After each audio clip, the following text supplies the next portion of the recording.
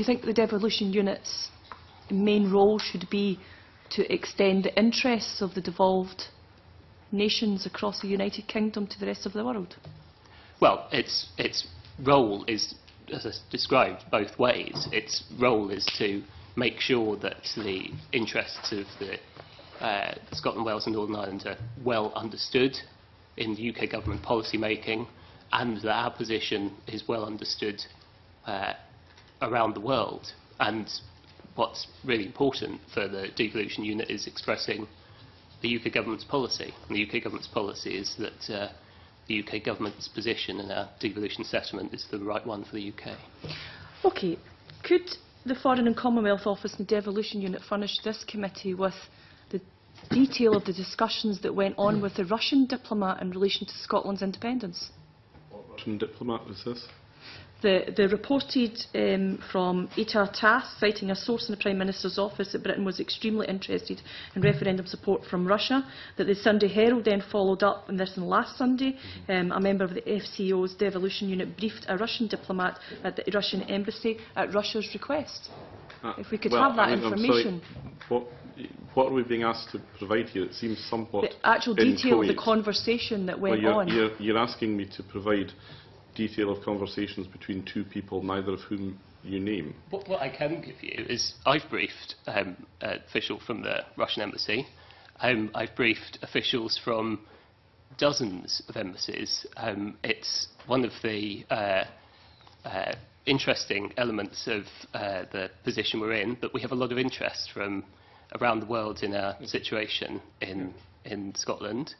And lots of people come to me saying, what's the position of the UK government? And I explain that, and as a civil servant I put it forward objectively whilst setting out the UK government's position. I'm also careful in doing so to explain that the Scottish government holds a different position.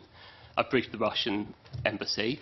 I have to say that in doing so, the diplomat that I spoke to expressed great surprise at the Herald story about what the Russian news agency had put forward. But beyond that, it was a straightforward conversation about what the UK government was doing. I've had that conversation with Russian officials, American, Canadian, Belgian,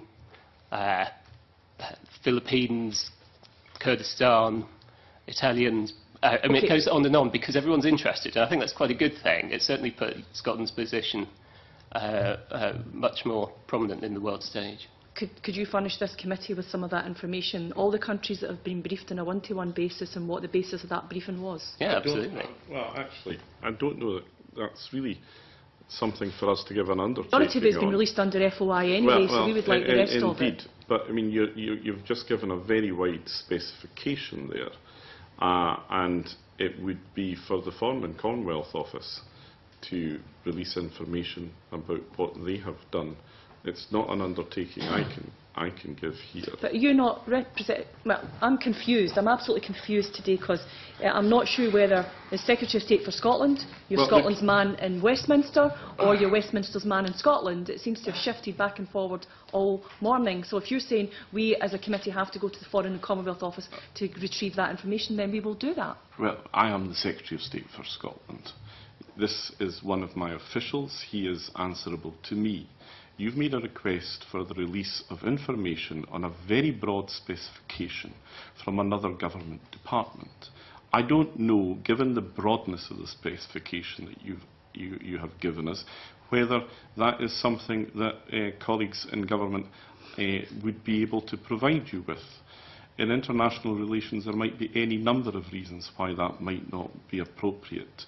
Had you told me you were going to ask this before I came here, I might have been able to speak to the Foreign Office and get you that information.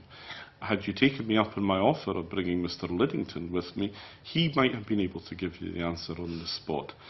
If it is possible to cooperate with your request, I shall certainly ensure that it is done, that is done. What I cannot do here today and now is give a categoric assurance on that. Okay, as a committee we'll ask the question then. Members content? Willie Coffey, very quickly. Sorry, I know you've got to run. I'm sorry, we have been now going for an hour and 35 minutes. I undertook to be here for an hour and 15 minutes. I do have other engagements today. I'll be happy to come back and continue at some future occasion. Well,